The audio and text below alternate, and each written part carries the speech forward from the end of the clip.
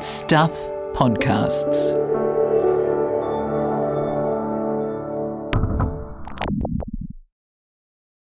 Previously on the Commune. Here was an entity called Centrepoint, who were run by a trust. The surrender of all their worldly goods was a very, very minor thing that they did. And then you had someone looking after the money, because the money was what they wanted. This episode contains strong language and references to sexual abuse and suicidal thoughts. There's a piece of the Centrepoint story that we're going to look at in this episode, and basically it comes down to this. When Barry realised that sending Bert Potter and his cronies to prison for sexual abuse hadn't dealt to the problem of Centrepoint, they kept on coming back, she came up with a new strategy. And anyway, every time I start telling anyone about this strategy, they go, "Oh, you mean like Al Capone?" And yeah, it is a bit like Al Capone. You know that story, right? Alphonse Scarface Capone was a Chicago gangster during America's Prohibition era. It's in the 1920s and 1930s. And he was as gangster as they come. Illegal bars and distilleries, gambling houses, nightclubs, illegal racehorse tracks. He bribed police, bribed judges, he bribed officials, and he literally killed off his competition. Most notoriously was the Valentine's Day massacre of 1929, when he ordered the killing of 7 rivals. But despite all this violence and mayhem that everyone knew about, Capone was somehow untouchable. No one could ever get him on murder or racketeering charges. He was a genius at keeping his distance from the crimes he had ordered. His fingerprints were never anywhere near the scene. Then one day, a particularly smart investigator with the US Treasury figured out a way to get him. Go after Capone for tax fraud. Capone's income wasn't legal, but it was still income. And you got to pay tax on income, even if you're a gangster. So the Treasury's special agent followed the money. And sure enough, he got his man. I mean, it took 2 juries because Capone paid off the first one, of course. But eventually, Capone landed in jail because of his accounts. That was the lesson to be learned from the story of Al Scarface Capone. When you want to take down the bad guys, sometimes it's best to ignore the big stuff, the bad stuff, and really sweat the small stuff.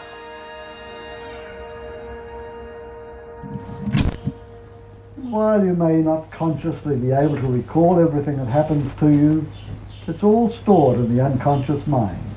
And as you let go a little deeper down, you can begin to contact that reality of yourself. Begin to experience that there is something very deep inside. Something very important.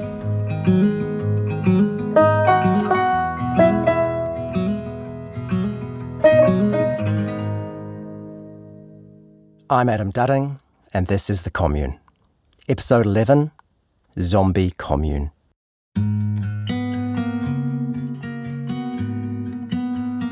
Over the past year, as we've caught up with Barry... Perfect. Hysterical's exactly what we need. Sometimes it feels like she's a woman on a mission. I haven't been hysterical the last few days. But sometimes it's evident that life is tough. I've been down in the dumps. And no wonder, she's been through hell. In some ways, she's still going through it. Well, we'll tell you some jokes to, cheer you up. That'll fix it, won't it? That's how it works. I don't know if telling jokes is considered a leading psychotherapeutic technique. I mean, you'd know more than me. Yes. She has ways of coping. I do watch stand-up comedy sometimes. Yeah, it does help. But when you've lived in a cult, escaped from it, and then fought to bring it down, it's inevitable that you still have demons. That is the dark times. That's the sadness. That's the... you can't get those years back. And for Barry and other parents from the commune, it's not just about Centrepoint, the entity. It's personal. You can't undo the harm that was done to your children and the family. Yeah, that's that's really hard to live with. Is it important, perhaps, to find forgiveness for that part of yourself as well, though? It is. I mean, that's the only way to survive. You know, a long time ago, fairly newly out, when I was kind of, the enormity of it and the effect on my children was just overwhelming, and suicidal thoughts were quite rampant. I did get quite a bit of counselling, and, you know, of course that was the therapeutic approach. You're doing the best that you knew and forgive yourself. And I think I said that in the Darklands program. And Beyond the Darklands was a TV documentary series that featured Bert Potter in 2010. You know, one of my daughters heard that and it was like, that didn't go down well. But that had to be my survival strategy to start with. Well, it feels like there's no real alternative. I mean, you gotta... You've got to start at that point. And then for me, there's the forgiveness, but it's still empty words. I mean, it's real inside, it has to be, but also redemption. And so then, okay, what can I do to put that right? And so that was a real driver. You can't put it right, but I mean, do the best that you can. So that was, closing Centrepoint and the trust and all of that. Yeah. Closing down Centrepoint and the trust and all of that. So once Barry had left, remember, she'd embarked on that mission to get the word out about Centrepoint and make sure everything was done to keep Potter in prison and protect the community's children. She wrote to anyone who'd listen, local MPs, government officials. I started to get politically involved. The parole board. Saying, hey, these people shouldn't be coming back. And yet, those convicted of child sex offences kept being released back to Centrepoint. And this is a bit weird. But then she heard that voice. Heard an auditory voice go, you close it down. Barry knew the only way to stop any more abuse at Centrepoint was to shut it down. And from that point on, it was up to her to do it. Instead of trying to look for reasons why you should do something, here's the why not, and then go and do the things you'd like to do. So, how to take on this mission impossible? You go after Centrepoint the way the US Treasury went after Al Capone. Follow the money. You follow the money. Yes. People constantly referred to Centrepoint as a sex commune, but it was more than that. It was also a huge chunk of prime suburban real estate that had been bought with the collective millions of its members over the years. And it was still worth a bomb. Barry says that for Potter, money was always at the heart of things. He would say, you know, I've got nothing, I own nothing. But he was absolutely in control of the money and the millions and wanting a chain of communities that he was in charge of and buying the farm and expansion.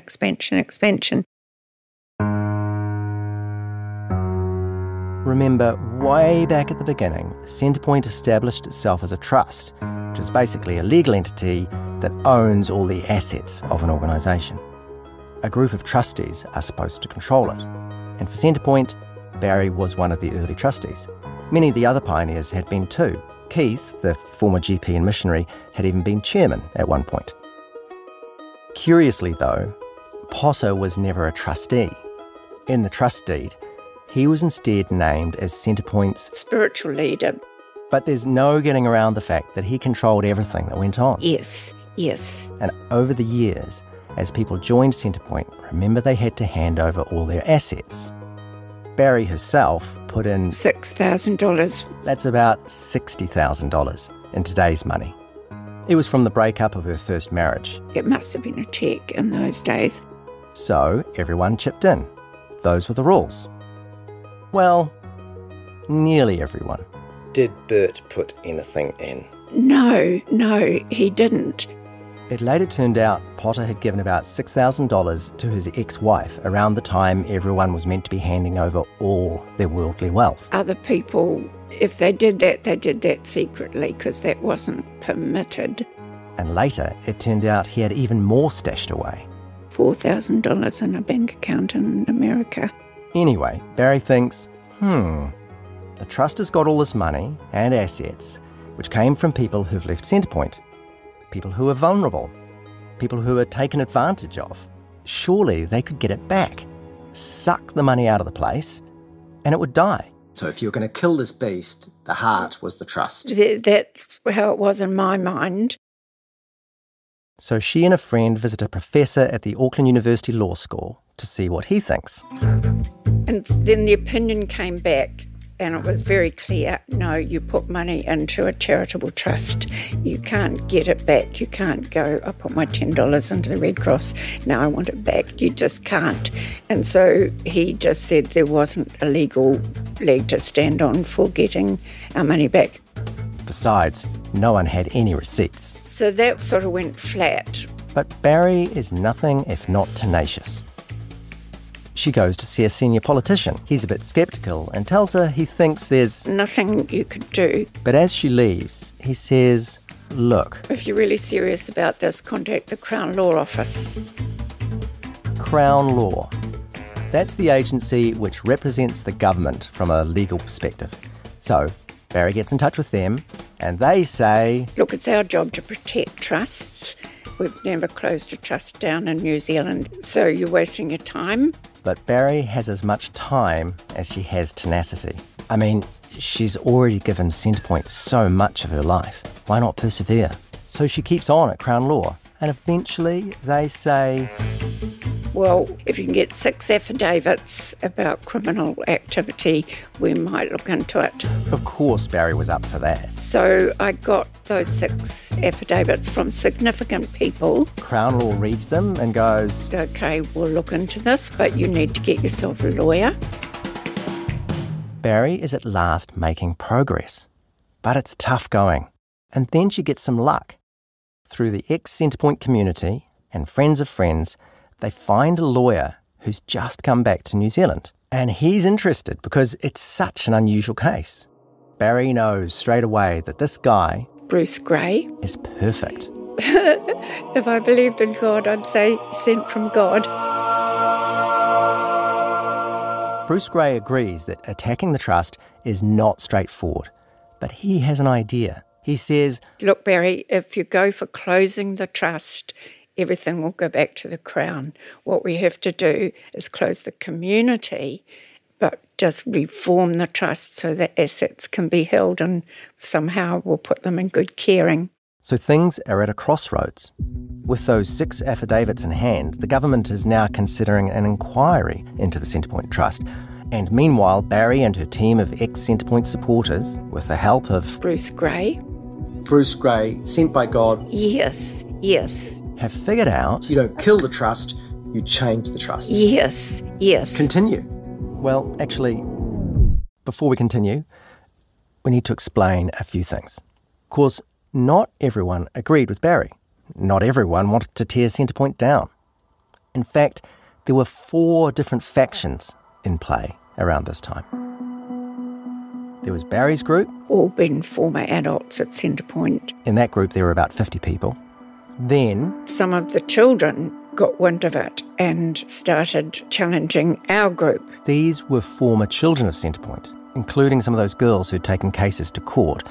And understandably, the girls had no trust of their adults. Adults, after all, had put them in the position they were in the first place. I don't exactly know what they were imagining we were trying to do. But nonetheless, Barry told Bruce Gray, we're not going to be in opposition to the children. We are just not. They're forming and getting a lawyer. We've got to coordinate and be working together. So that's what happened. About 40 ex-children signed up to this fight, working alongside, but separate to, the ex-adults in a kind of rebel alliance. Team, let's bring this place down. But then there were 2 other major factions. First up, a group of people who were fighting to keep Centrepoint going in spirit, but with big reforms. And this particular group was Barbara, one of the originals. I'd felt like the community was gone. she and others formed the group that wanted to build a new community without a charismatic leader. So we're up to 3 groups now. And then finally, the other group who were totally dedicated to Bert. This 4th group, which included Potter himself, were called the Old Believers. And they wanted to stick with Potter as the Centrepoint leader. In their minds, things could carry on just as they had, thanks very much, and anyone who didn't like it could bugger off. So got that? 4 groups. One made up of ex-adults, another made up of ex-children, these two in a sort of alliance to bring it down. A 3rd group who want to keep it going but without Potter's leadership, and a 4th who want Potter to remain the guru. So there were those 4 groups, all had lawyers, and then the Crown Law had their lawyer. And for a while, it's a giant standoff. In parallel to this 4-party bun fight that was going on, remember Crown Law was considering an inquiry into Centrepoint. A lot of the same issues, but a totally separate process. And Barry was pushing hard for that too, writing letters, organising others to gather evidence, lobbying politicians. Push, push, push. You've got to do something about this, stop resisting. And finally, they set up the inquiry, the Solicitor General's inquiry, and that was Ailsa Duffy at the head of it and 2 financial men.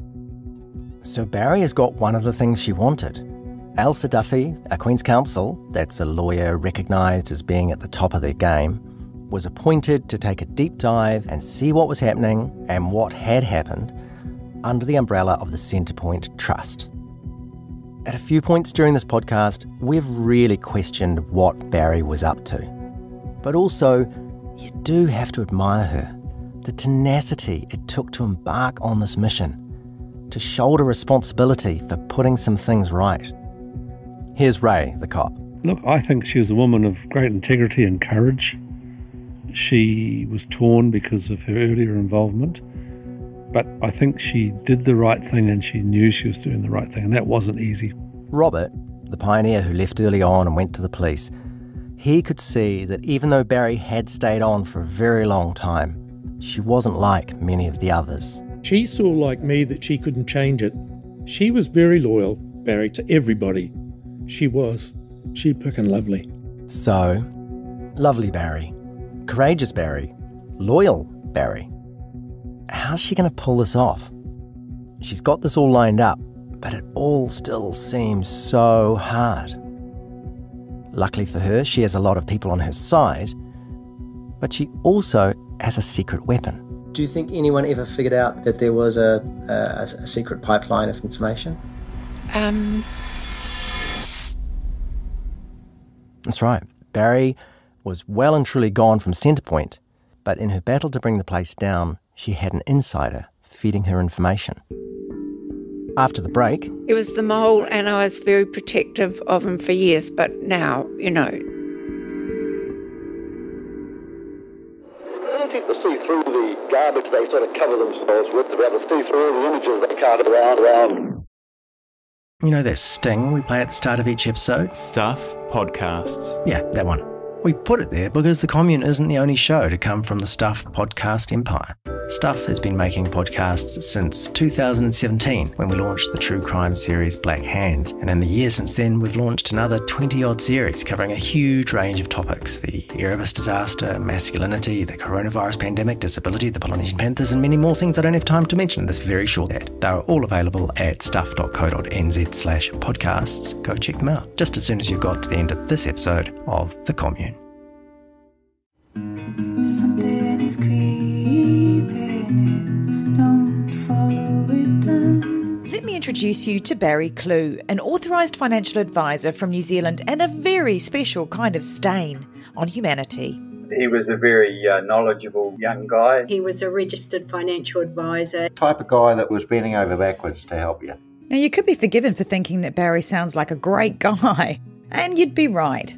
Well, right up until the point when you're wrong. It was all fictitious. You stole from my son who has a disability. Chris never knew. He died believing that were all taken care of. A psychopath is somebody who lacks empathy, acts impulsively. I think there's a strong case that Barry might be all of those things, actually. To find out how Barry Clue stole over $15 million from 81 victims, subscribe to Clueless, The Long Con. That's Clueless, spelt Klooghless.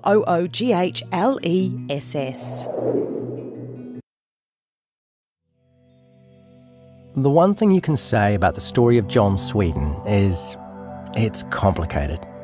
Okay, I've just killed the suspense right away. Barry's mole, the insider feeding her information, was John, her ex-husband, the father of her youngest daughter.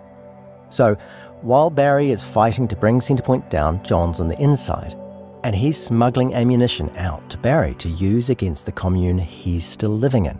So, what sort of things? Things like the preschool roster. Doesn't sound like much, but this roster showed that people with convictions for child sex abuse who'd been released back to Centrepoint were now working at the community's preschool. And there was other stuff too. Letters from prison, affidavits from people who'd checked the computers 4 o'clock in the morning. It was quite a powerful file. It wasn't just text documents. Non-resident members. John also secretly taped some of Centrepoint's internal meetings. And he smuggled those tapes to Barry too. Like to say, money-wise, I am a pragmatist, and I hate giving lawyers money. The voice you're hearing is Dave, the finance guy. He was very firmly in the old believers camp. You know, I do feel that the trust deed represents what I want, and it's no different to when I first came in. You know, I didn't come for 6 months because the thing I saw in the trust deed was Bert Potter has final say in matters of the pay, which was patently anything. All right, the tapes don't contain any particularly stunning revelations, but they do show how deeply divided the community was. And for Barry and her team, division inside represented hope outside. I still want that, and I would like you to give me the respect of being able to...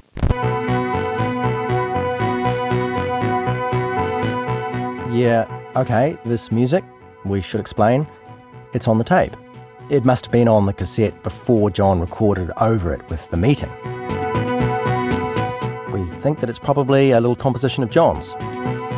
Guess he had a synthesizer in there. Like we said, he's complicated.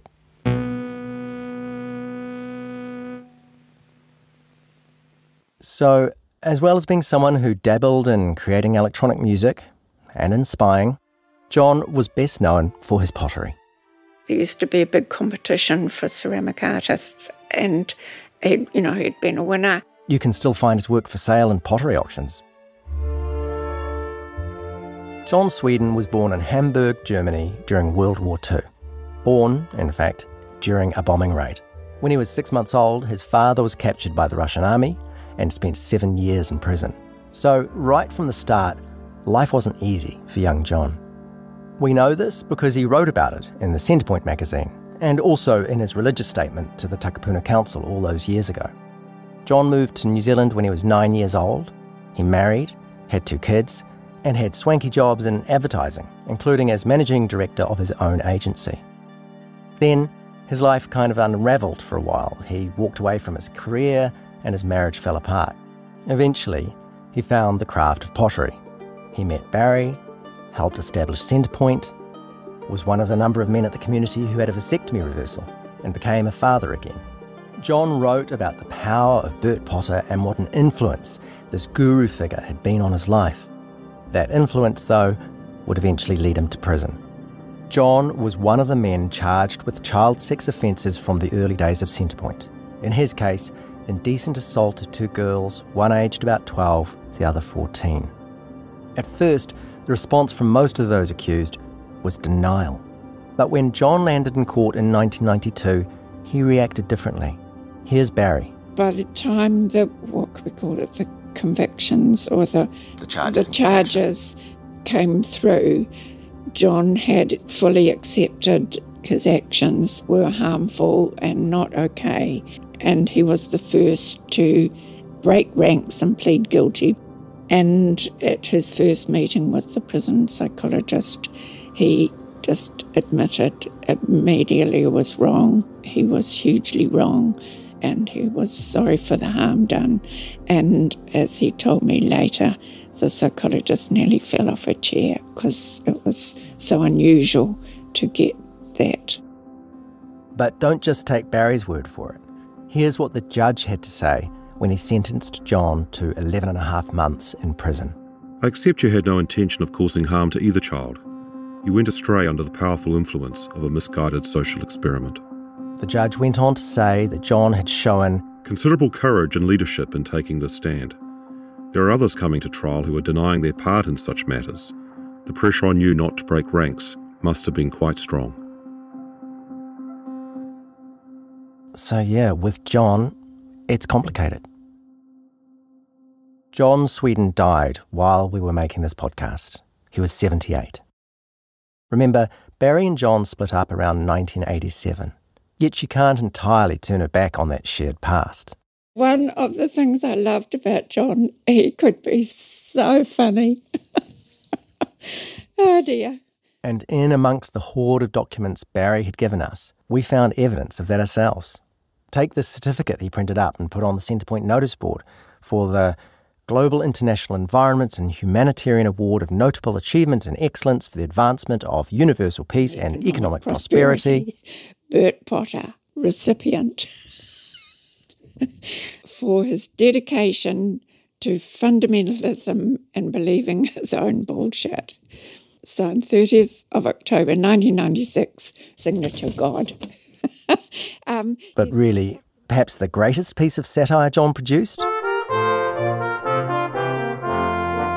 Christmas carols. Was surely this. Tonight in the Lounge, to be sung with gusto, conviction and feeling.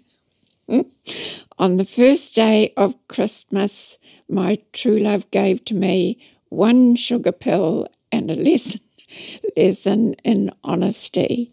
On the second day of Christmas, my true love gave to me one sugar pill, 10 tabs of acid and a lesson in honesty. In case you haven't figured it out, this is the traditional carol, The 12 Days of Christmas, with special Centrepoint lyrics by John. On the fourth day of Christmas, my true love gave to me one sugar pill, 10 tabs of acid, one loan from AMAC, one paper shredder. Bank accounts, 8 prison sentences, 6 unsigned letters, $90,000, several trips to Thailand, 3 trips to Holland, 1 attorney general, years of suspicion, character assassination, 10 wealthy lawyers, and a lesson in honesty.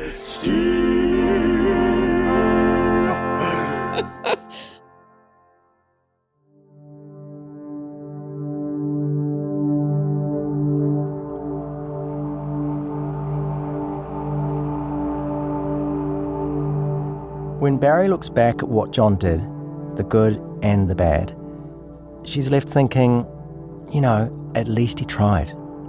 He made some big mistakes, huge mistakes, and there's no getting away from the damage they caused. But then he fronted up to the court, pleaded guilty, went to prison, returned to Centrepoint, and then became Barry's mole. To my mind, it does help me forgive him a lot.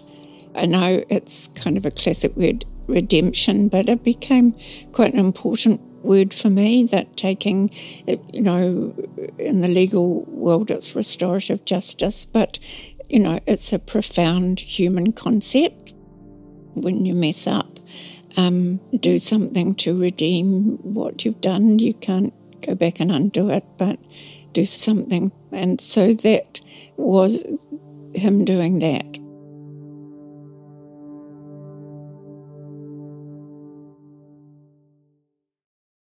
So people do the most amazing things.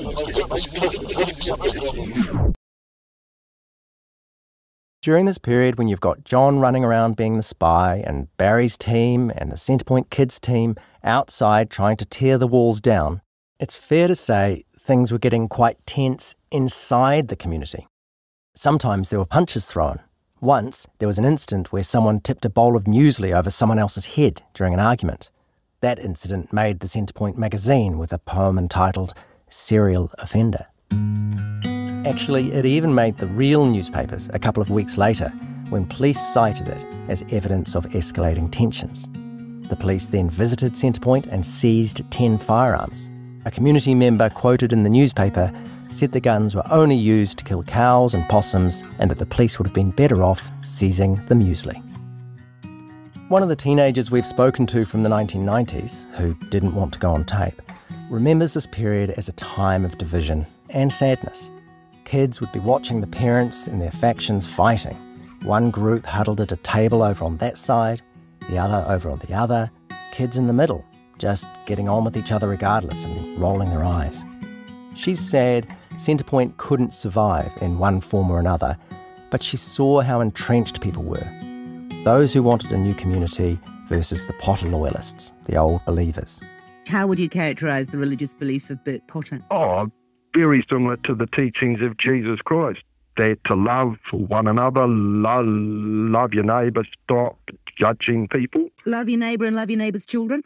Oh, well, I mean, that's a highly emotive statement. And this is Dave, the finance guy, being interviewed by Kim Hill on Radio New Zealand in the late 90s, after he's been released from prison for child sex offences, including against a girl who was 4 years old. That's very young, Dave. It is very young. Very young for a child to instigate sexual activity. Well, maybe, but maybe they do. I don't know whether you've had children and have seen them, but in fact, young children are sexual animals. Yep. Even after serving a jail term, Dave was saying it was the child who instigated the activity, and so that was okay. Sound familiar? On the sexuality of children. Are you continuing to put those into practice amongst the members who still adhere to Bert Potter's spiritual views? I'm not quite sure what you mean. Are you still allowing 4-year-old girls to allegedly instigate sexual activity with you? Personally, it hasn't happened to me again, and so I know that if it did happen, I don't know what to do. That the things I got, one of the things I got convicted of was that a young girl came and sat on my knee and took my hand and put it between her legs. And for that, I served a year in jail. Right now that I don't know what I'd do that if the same thing happened. It actually wasn't a big deal for me.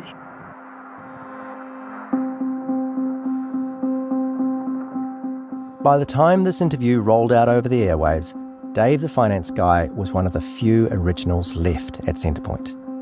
Joining him in the pro-Potter faction were Henry and Richard, two of those who had arrived in the early days and ended up going to jail. Also Ulrich, the chemical engineer, another who'd spent time in jail for drugs and sex offences. Ulrich had taken over the magazine, and it's fair to say he must have been a better drug maker than editor. Barry had produced a slick, Pravda version of the magazine in her time, but under Ulrich the magazine was clearly produced on a shoestring and felt more like a crappy cyclist-style newsletter handed around troops in the trenches.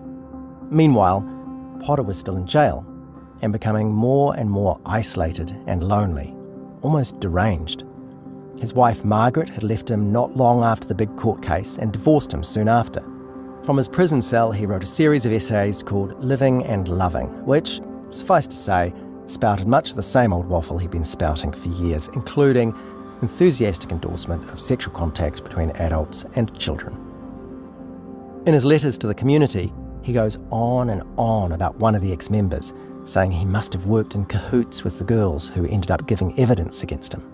He wails that people have betrayed him, that they've stolen from the community, told lies, and actually some of them, hypocritically, have engaged in underage sex themselves.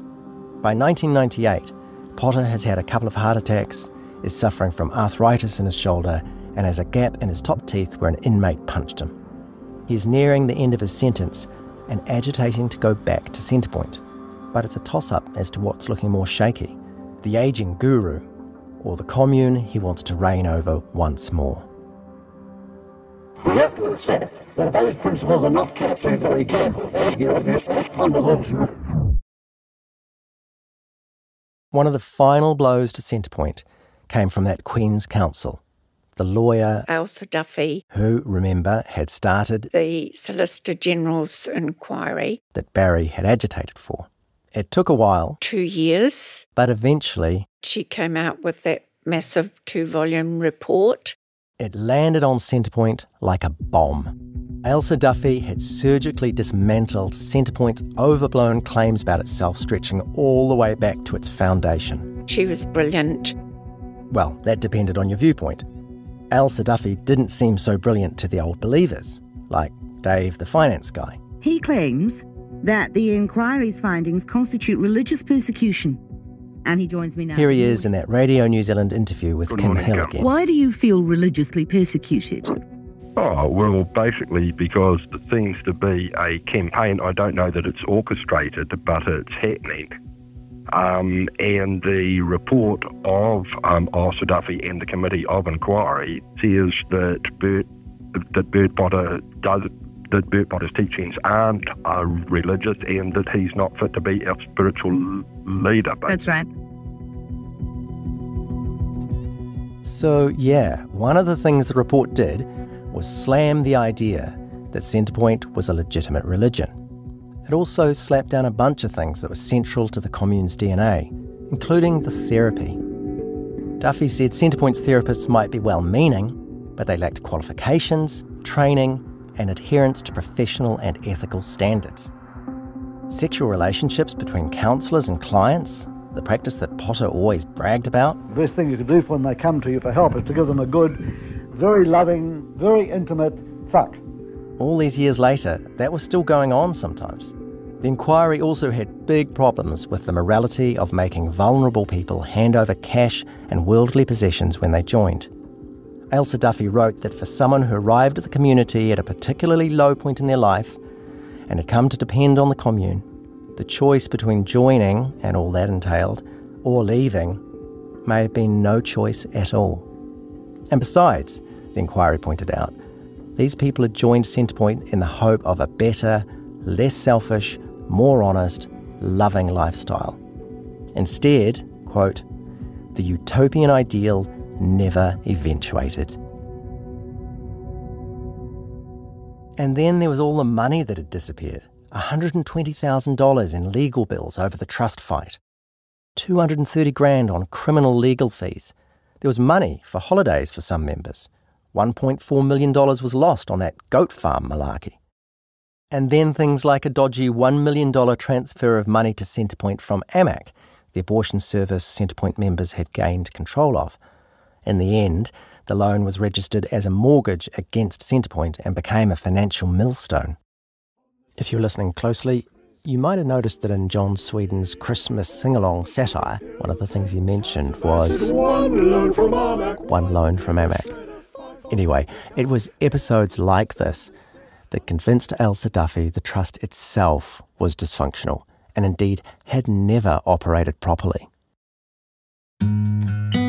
Everyone, all four factions, ended up in court arguing over this carcass, really, albeit a carcass whose assets were worth about $7 million. Barry says things dragged on until one particular no-nonsense judge was appointed. Justice Cartwright. And she just kind of went, this case could feed the lawyers of Auckland for decades to come. This has to come to an end. This judge was Sylvia, now Dame Sylvia Cartwright, a huge figure in New Zealand law who would become the country's Governor-General soon after this. And she pulled us into negotiation. You can imagine how it went, pulling into one room all these people who tried to establish this loving community, but who were now at war with each other. It wasn't pretty. I kind of exploded and shamed myself. At one point, Dave, the finance guy, was saying that the old believers were going off to establish another community and they would need $1 million to build an ablution block. Barry couldn't help herself and yelled out, I will put in $20 for 5 buckets and you can... In the end, the old believers, including Dave, Ulrich, Richard, Henry, agreed to leave the property within 3 months if they and their children were given $49,000 each. So that's $1.4 million in total. By this time, Potter was out of prison and he took a payout like the others. They would all walk away from Centrepoint completely. I'm not sure happy was the word. I don't think anyone was happy. Because, it pissed some people off that here were these people, some of them convicted sex offenders, men who had in the eyes of many caused so much damage, walking away with a stack of cash when nobody else was. I copped a lot of anger from people. How dare you agree to give them any money at all? And it was hard for people to comprehend, but we had to give them something to get them to sign themselves out of the trust. So it was exhaustion, it was relief, it was, I just don't want to talk to anybody. I don't want to hear anybody's anger about me. If you weren't there negotiating, don't tell me what I should have done. With the old believers out of the way, Centrepoint was basically restructured out of existence on March the 29th, 2000. It was over.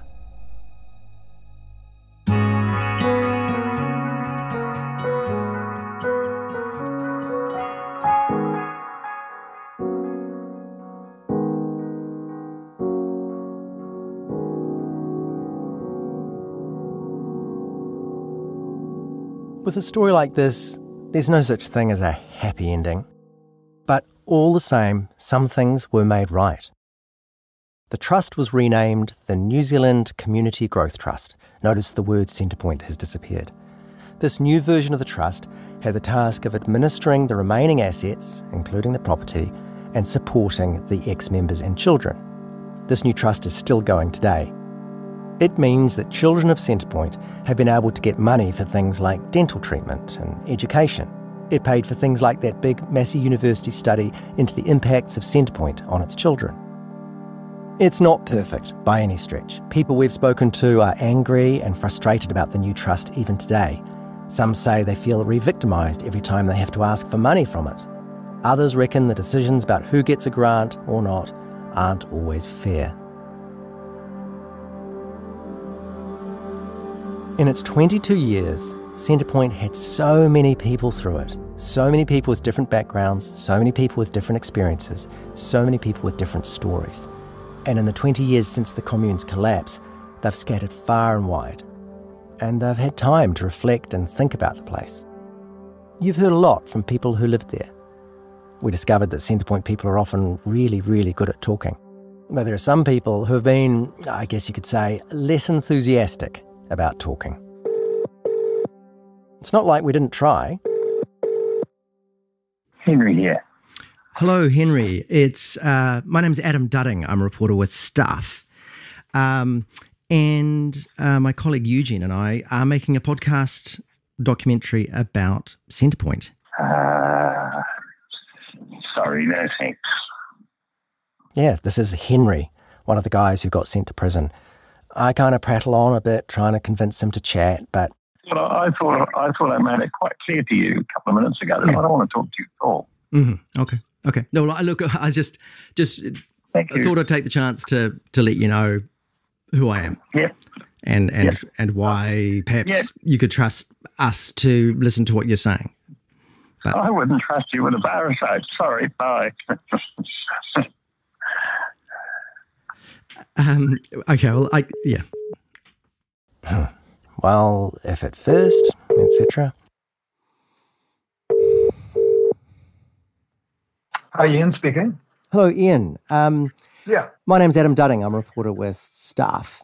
And my colleague Eugene Bingham and I are making a podcast. This is Ian, who joined in the early 80s. Was chairman of the trust at one point and, went to jail over the drug network. So interested to know if you're happy to talk to us. No, well, thanks very much for the offer, but my health, I won't do it, right? My health situation is really bad just now, and so I'm not going to get into anything else. But thanks for the offer anyway. Well, at least he was polite. The number you have called is not currently active or is invalid. Of course, not everyone was easy to find 20 years down the track. Dial again. Check the number and redial. Here's a mobile number for him. Yeah.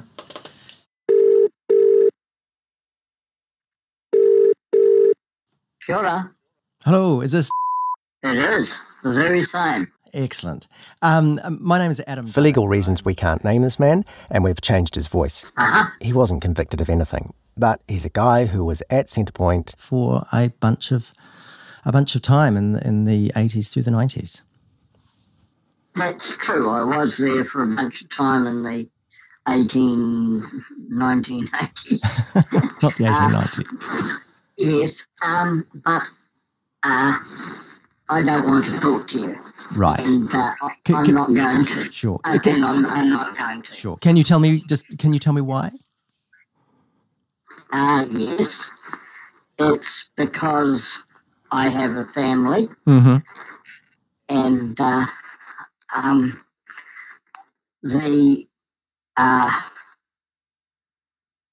there has not been any publicity about Centrepoint that has done my family in good, and that's all I have no comment. That's all I'm going to say.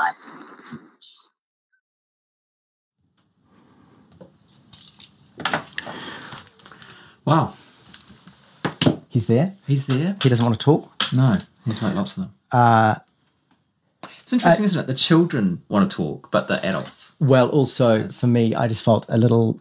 It's always a little bit tense doing a cold call on somebody who you think might be a hostile interviewee. Yeah. You know, just like, blood pressure goes up a little bit. It's you're ready to, you're going to push people a tiny bit past what they're comfortable with and what you're comfortable with. But actually, when he said, I don't want to talk because it's not good for my family, I just suddenly thought about everything we've heard over the last 6 months, and I thought, actually, fuck you. It's become apparent while doing this that there's a whole bunch of people for whom the silence and the lies and or even just not talking because you don't want to hurt your family isn't doing anybody any good. Yeah. And so just a little part of me, if I was him, I would have said the same thing. Sure. I'm sure. No comment is a really good comment. But I also I got a little bit annoyed at him, actually, all of a sudden thinking, well, it's nice for you looking after yourself and your family.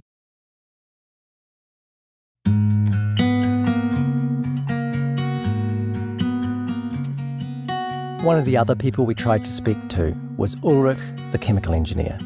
He lives up north now on a large block of land. We found an email address for him, hoping to be able to get him to agree to an interview. But it didn't go so well. We exchanged a few emails, but he was not interested in engaging, accusing our news organisation of being biased towards the government or something, and then it went down a COVID-19 conspiracy rabbit hole. He also said he thought that we had an agenda, it's unclear what, and that in any event, society was not ready to hear the truth about Centrepoint. It's a pity Ulrich wouldn't talk to us. Yes, he went to jail for sex and drugs charges, but like we said earlier, a lot of people we've spoken to had fond memories of Ulrich. He was a character who was central to the Centrepoint story. He was literally there on day one. Anyway, while we're on a roll on the phones, we thought we'd try John Potter, Bert Potter's son. Here we are. No more procrastinatory activities available. Check.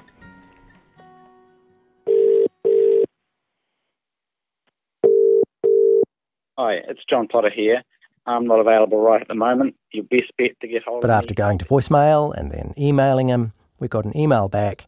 No, he didn't want to talk. We also tried John's wife, Felicity. She was the community's GP from the late 80s. She wasn't even around at the time of the early historic sex offences that John was jailed for, and there have never been any such allegations against her. Hello, Felicity. My name's Adam Dudding. I'm a reporter with Stuff. Okay, Adam. Yes, I know who you are, I think. Right. And it seems she already knows all about us. Word has got around. Bingham and I are making a podcast about Centrepoint. I know about this, yes. Oh, well, there you go. And so you're one of the people that we thought it would be good to talk to. So we're interested in setting up an interview with you, if that's possible. Probably not, thank you, Adam. I think we've been burnt enough. We've been burnt enough, thank you. Who did you know from the kids at CP that you went to school with? Back in the day, Angie was one. I was in a school production with Angie. And at North Cross there were other kids who I didn't know terribly well. Conversation kind of drifts in the way that lots of these conversations have. She's trying to suss me out and what we're up to. But in the end... Yeah, no, I mean, I never even lived there, Adam. Sure, well, I'm actually quite interested when you say that because there's the whole business of, you've said that you didn't live at Centrepoint, but you were the GP, right? You were living. Adam, I'm not prepared to have an interview. I'm sorry. No, sure. This is sounding like an interview now, and I'm not prepared. You're probably recording it, and I'm not happy about that. No, well, for sure. It was just you brought up the claim of not living there. I think you could talk to any member or resident of Centrepoint and ask if I lived there, and they'd say no, I didn't. So, I think that is not under dispute. Let's be clear. Felicity and John lived in a caravan next to Potter's Gills Road place, the house that he retreated to up the hill from the main Centrepoint buildings. She was the GP after Keith. In the September 1990 edition of the Centrepoint magazine, after Potter was arrested the first time, Felicity wrote that while she was not a member, she was, quote, deeply committed to Centrepoint and its growth, unquote. But anyway, I mean, I think we've been, no matter what happens, no apology would ever be enough, quite clearly. And all I see it as just stirring up, more distress. Yeah. No, well, we've talked to quite a lot of Centrepoint kids and some Centrepoint adults, and I think I don't know if they'd agree with you. There's different kinds of stirring up, and some. I think yeah, some. Well, and we've I just think seen quite a lot of it recently. Yeah. Oh no! Look, and I've not been. I'm not. I don't actually think that I've seen a lot of healing happen from that. What would healing look like? Okay, Adam. I think that's enough. Thank you. Goodbye. Okay, thanks, Felicity.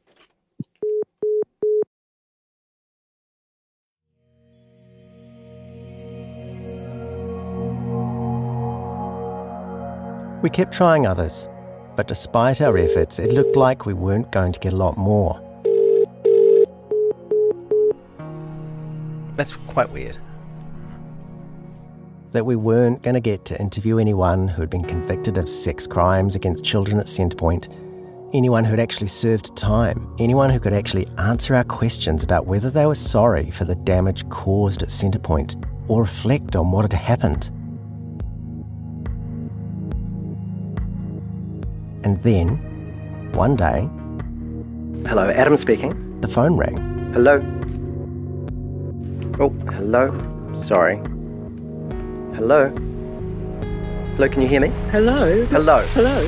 Hello, is this...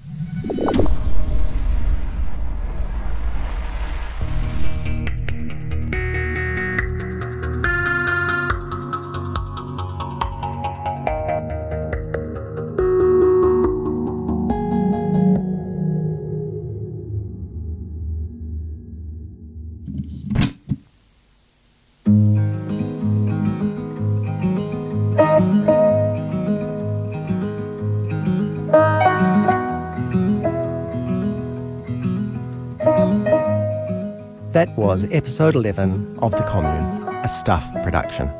There is one episode to come. The Commune was researched, written and produced by Eugene Bingham and me, Adam Dudding. Mixing by Andrew McDowall at Digicake. Music by Audio Network. For more information about the show, head to stuff.co.nz/thecommune.